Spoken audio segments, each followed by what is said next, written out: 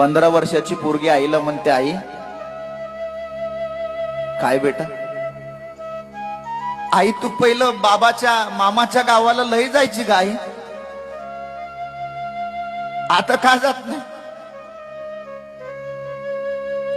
त्यावेळेला ती माय म्हणते, बेटा माझे माहेरातले मायबाप गेले, आता मला नाही जाऊ वाटत. एक गोष्ट सांगू का? जोपर्यंत माहेरामध्ये मायबाप आहेत ना,